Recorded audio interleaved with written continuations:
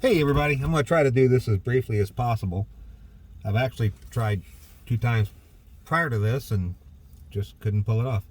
There's two calibers, or two very different firearms that I would like to try and possibly own. Uh, and I know a lot of people think that's crazy, and that's okay. Everyone's entitled to their own opinion. But at any rate, there's a reason for different calibers and why they make things. You know, it's versus X versus Y.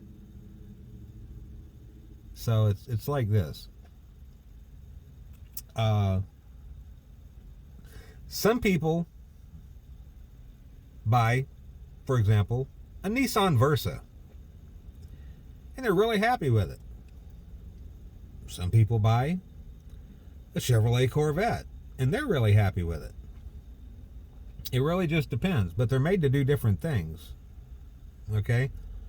And I'm certainly not an expert, but it seems to be the same way with calibers. There's a reason for everything.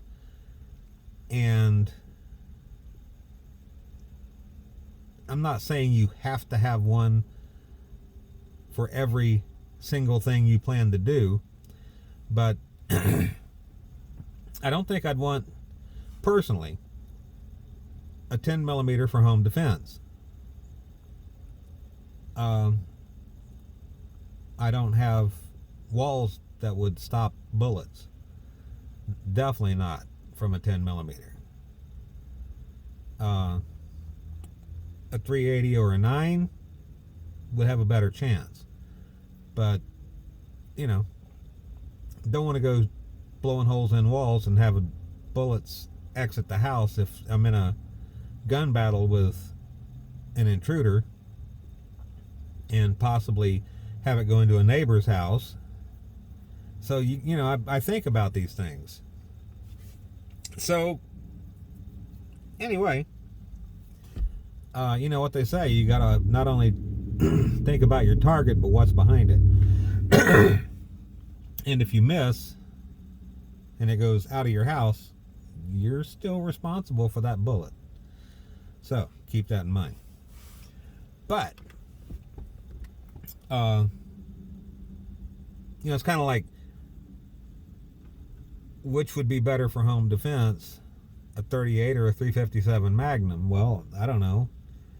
I don't own a revolver that would fire either, so I couldn't tell you. But for home use, I'd probably go to 38. But anyway, I'm not going to take a 380 ACP, which is a 9 millimeter, 9x17, and go trying to kill a bear with it if I'm being attacked. You might just be better off running. I don't know. I've never had that kind of a encounter, so couldn't say. Do whatever you feel right with. Like I say, you probably just make the bear angry. But everything is based on a purpose. Sometimes it's just a marketing strategy. Sometimes it's not. But anyway, getting back to the topic at hand. I love 45 ACP, and one day I hope to own a revolver that fires 45 long Colt. I like the caliber. At 11.5 millimeters, that's a big round. It's nice for something you can hold in your hand. And so anyway, and most of you know I'm not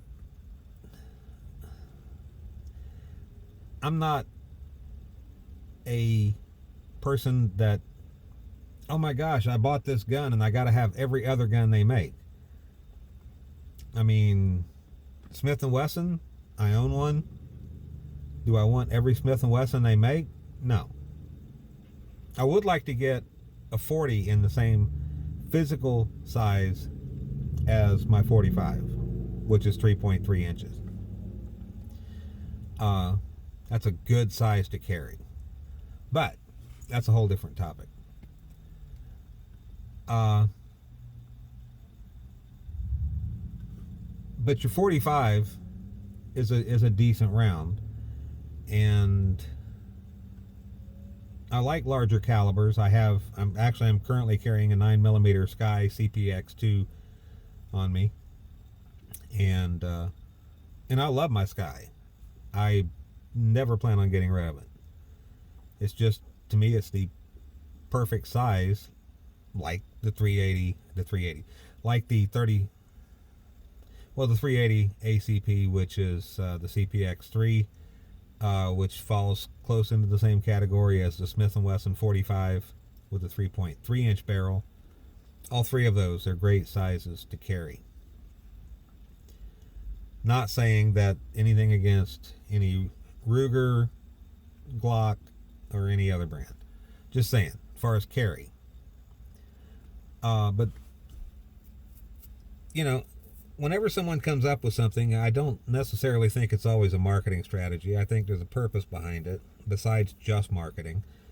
I think they look at it, well, yeah, we can do this, and it's going to benefit you in this way, and yeah, we can make money on it. Because obviously, if they're not making money, they're not going to sell them.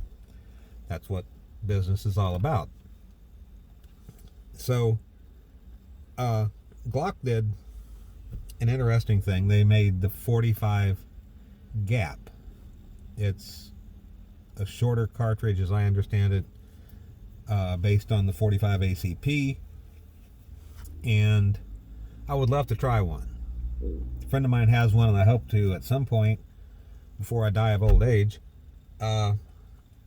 actually meet this fella and, you know, buy a box of ammo and go shoot some of it.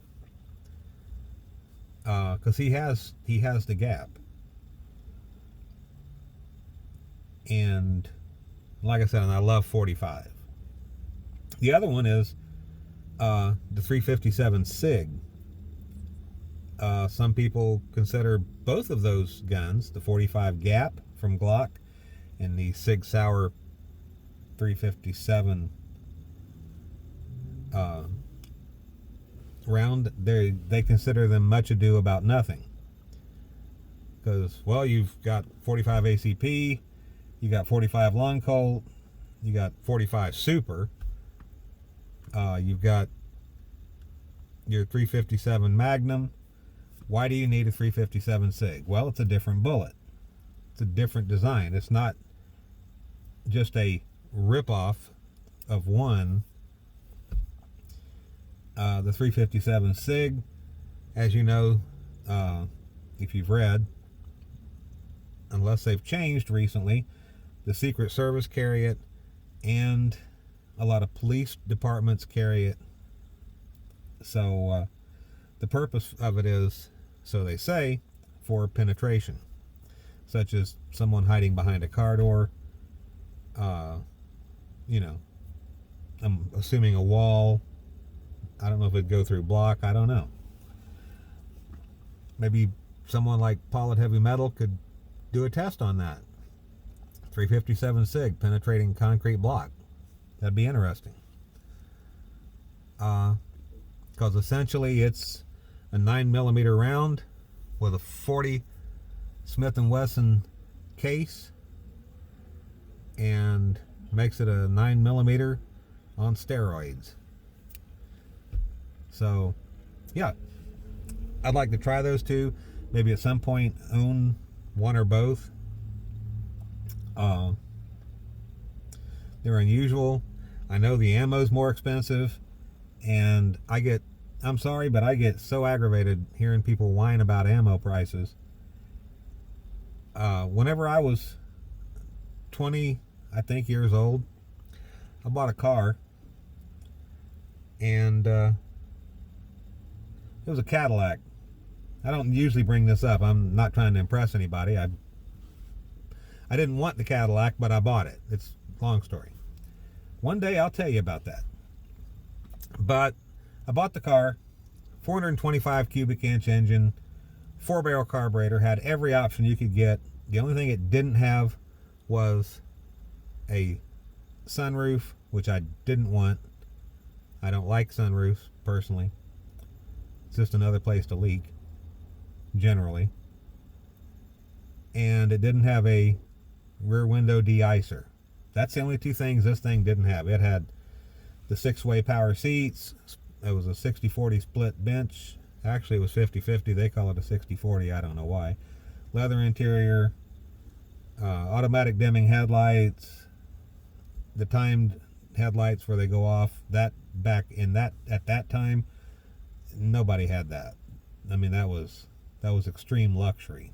And of course, air conditioning, heat, AM/FM radio with built-in CB radio, an 8-track tape player, of course. Had all this crazy stuff in it. Nice car. Really nice car. That's not the point. The point is, this thing got terrible gas mileage. And I told someone that. I said, you know, this is a great car. I really like it, but the gas mileage is terrible. And here's what they told me. If you can afford the car, you can afford the gas. And that's true. So don't whine about the price of your ammo, please. If you can afford, I don't know, a Barrett 50 caliber, don't whine about the price of ammo. Be happy you got the Barrett 50 caliber and some ammo.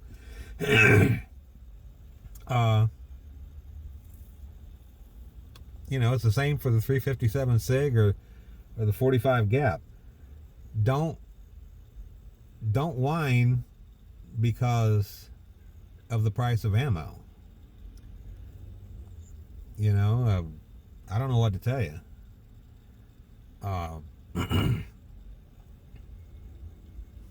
That's like me buying the Sig Sauer P220 and complaining about the price of the gun. Well, I mean, yeah, it was expensive, especially with the LG 320 Crimson Trace grip laser, the 5 10-round magazines, the 2 8-round magazines, all this good stuff that I got with it. Yeah, it was high dollar, but man, I saw it and I fell in love. When I saw that thing, I said, that is going home with me. And same for the HK USP. It didn't come with all the extras, and it was fairly expensive, but when I saw it, I said, that's going home with me. I liked it. I liked it. I liked the feel. I like a full-size pistol, but they are, in the summertime, for me anyway, because I don't wear jeans, not in the summertime. So it's kind of hard to carry something that's that hefty.